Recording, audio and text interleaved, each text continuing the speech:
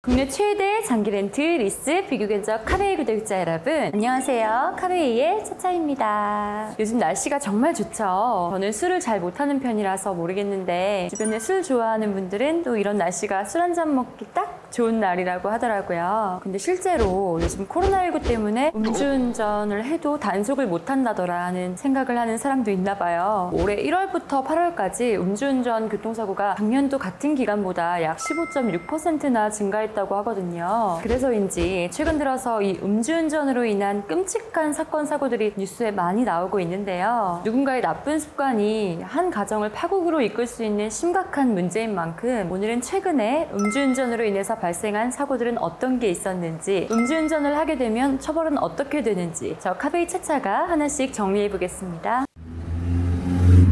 먼저 법적으로 정의하고 있는 음주운전은 혈중 알코올 농도가 0.03 이상일 때부터라고 하는데요. 이게 수치로 봤을 때는 감이 안 오는 분들도 있을 텐데 그날 컨디션이나 간 기능 상태에 따라서 정말 조금만 마셔도 측정이 될 수 있다고 해요. 실제로 나 진짜 맥주 한 잔밖에 안 마셨어, 뭐 이런 말도 음주운전의 면죄부가 될 수는 없는 거잖아요. 술을 입에 댔다면 무조건 운전대를 잡으면 안 되는 게 당연하겠죠. 그리고 음주운전을 하게 되면 총 3가지의 책임이 따르게 되는데요. 보험료 인상이나 자기부담금과 같은 민사적 책임과 일정 기간 동안 면허가 정지되거나 취소가 되는 행정책임, 마지막으로 형사적 책임이 있다고 합니다. 단순하게 음주운전 단속에 걸렸을 때는 5년 이하의 징역이나 2천만 원 이하의 벌금이 부과되고, 만약 이 음주운전인 상태로 사람이 다치는 교통사고라도 내게 된다면 15년 이하의 징역 또는 3천만 원 이하의 벌금이 부과된다고 하더라고요. 그리고 최근에 사회적으로 정말 큰 화제가 됐던 윤창호법이 시행되면서 음주운전 피해자가 사망했을 경우에는 3년 이상의 징역이나 무기징역을 받을 수 있게끔 형량이 대폭 강화되는데요. 이게 시행이 잘 되고 있는지 살펴보니까 아직도 너무 많이 부족하다는 생각이 들더라고요. 실제로 지난 4월 서울 금천구에서 벌어진 음주운전 사망사고의 경우에는 가해자가 반성의 기미를 보였고 고령이며 장애가 있다는 이유로 구형량의 3분의 1 수준인 고작 4년의 징역형을 선고받았다는 기사가 나기도 했죠.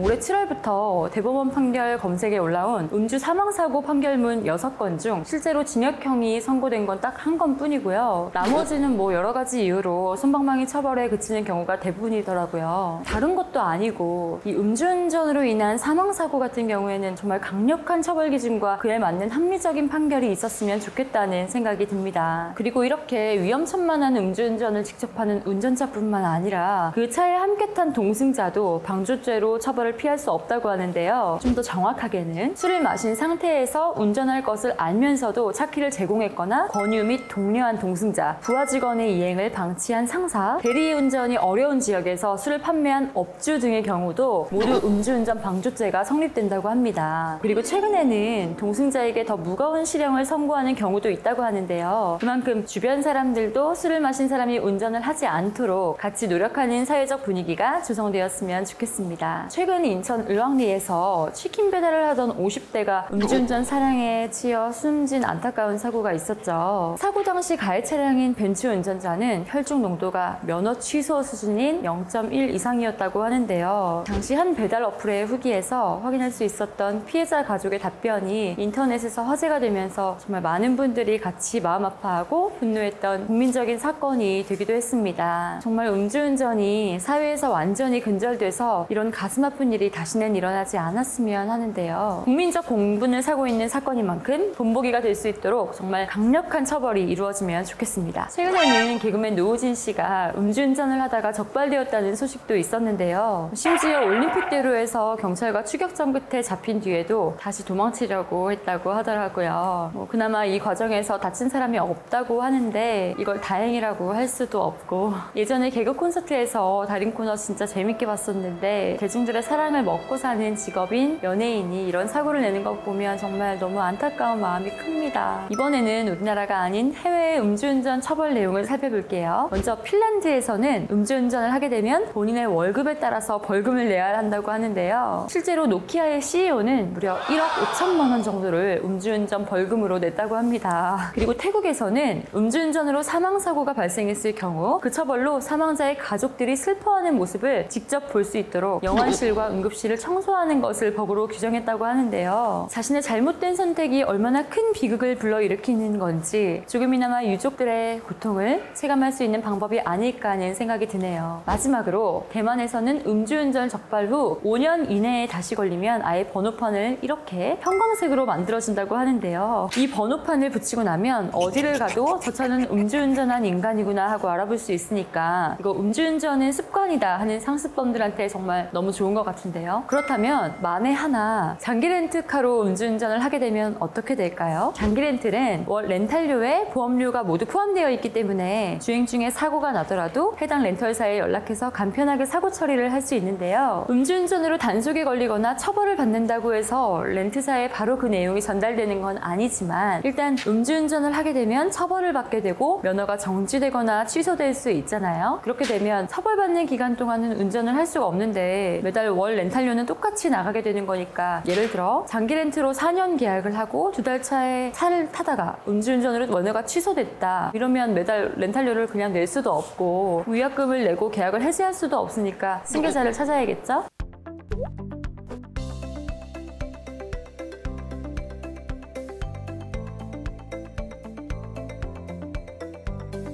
코로나19의 여파로 인해 음주 단속이 느슨해졌다는 인식 때문에 실제로 음주운전으로 인한 교통사고 발생률이 증가했다는 말씀을 드렸는데요. 그래서 정부에서도 앞으로 더 강력하게 단속하겠다는 의지를 보이고 있습니다. 앞으로 전국적으로 매주 2회 이상 음주운전 취약 시간대에 단속을 한다고 하는데요. 그리고 실제로 계속 음주운전 처벌 기준이 강화되고 있어서 수치가 낮거나 초범이라고 해도 벌금이 세게 나온다고 하니까 다들 술 마신 날에는 절대 운전 금지 아시겠죠? 오늘은 저 카베이 차차와 함께 음주운전에 관련된 법에 대해서 알아봤는데요. 한 잔 정도는 괜찮겠지라고 생각하고 운전대를 잡는 분들 이거 정말 저랑 약속하시는 거예요. 정말 음주운전은 절대 안 돼요. 술 약속이 있다면 그날만큼은 차를 두고 출근하시거나 꼭 대리운전을 이용하시고요. 만약 주변에서 누군가 음주운전을 한다고 하면 다들 두 팔 걷어붙이고 꼭 말려주세요. 오늘 저 차차와 함께한 영상 어떠셨나요? 무거운 주제를 다루다 보니까 아무래도 조금 지루하셨을 수도 있을 것 같은데요. 지금 시점에서 다 같이 경각심을 가지자는 의미에서 열심히 준비해본 영상인 만큼 다들 댓글창에 많은 의견 부탁드릴게요. 오늘 영상이 유익하셨다면 지금 바로 구독과 좋아요, 알림 설정까지 부탁드리고요. 지금까지 국내 최대 장기 렌트 리스트 비교 견적 카베이의 차차였습니다. 다음 시간에 또 만나요. 안녕!